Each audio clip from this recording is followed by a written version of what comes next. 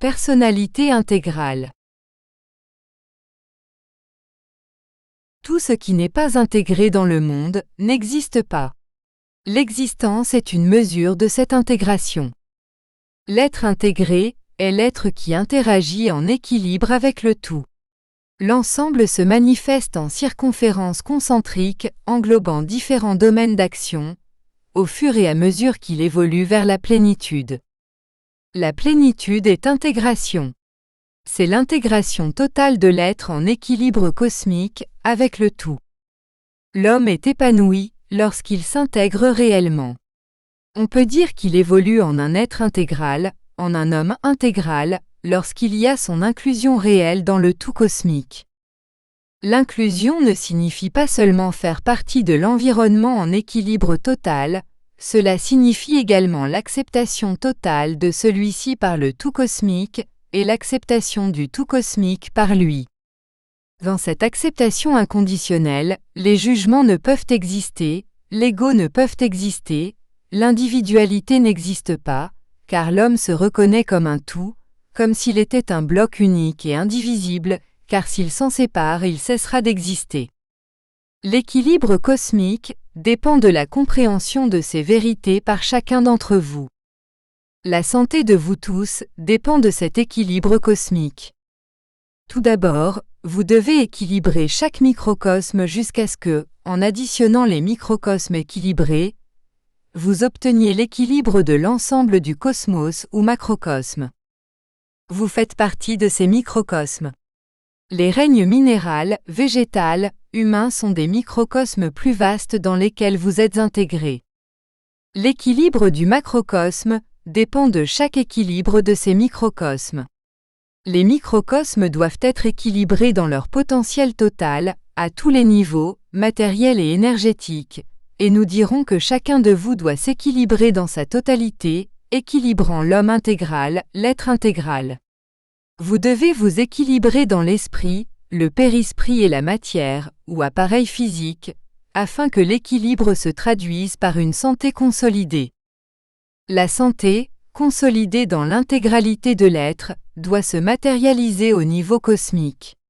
L'échange des équilibres entre le macrocosme et le microcosme va harmoniser les énergies, de sorte que la plénitude du microcosme matérialise celle du macrocosme.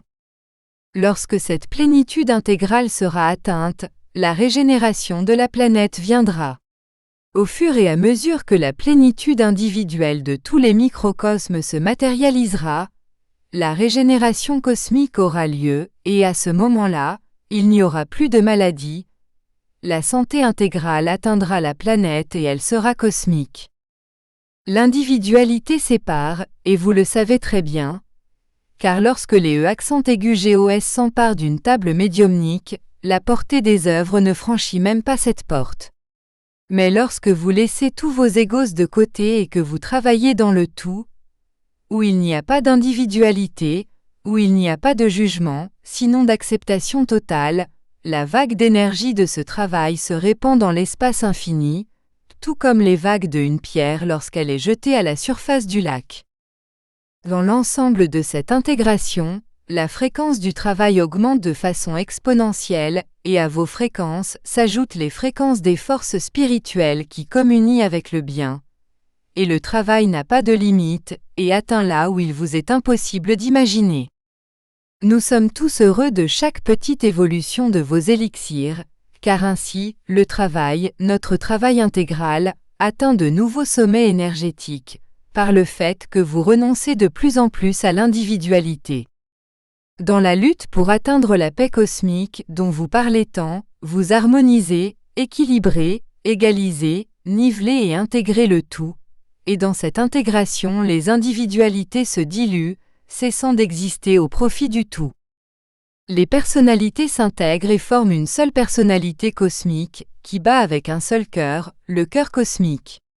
Cœur unique, qui traduit un sentiment unique, le sentiment qui naît du véritable amour fraternel universel. Les maladies sont apparues lorsque l'homme s'est éloigné de son essence divine. Dans son voyage cosmique, dans ses diverses incarnations, l'homme s'est créé de multiples personnalités ou vêtements, ou armure, qu'il a acquises à chaque existence, afin de s'adapter aux différentes sociétés et environnements. Ces vêtements qui ont été créés devront maintenant être déshabillés, pour trouver la véritable essence, rétablissant l'essence unique du Père, qui est en chacun et qui est dans le tout. De cette façon, vous trouverez l'unique personnalité cosmique intégrale, qui vous unifie dans son ensemble et qui vous intègre au Père. De cette personnalité intégrée dépendent tout bonheur, toute santé et l'atteinte de la plénitude et de la paix cosmique. Bénédiction et lumière à tous. Nous te remercions pour un de plus de ces travaux d'intégration missionnaire, et pour un pas de plus sur la longue échelle, pour atteindre notre personnalité intégrale. Bénédiction et lumière.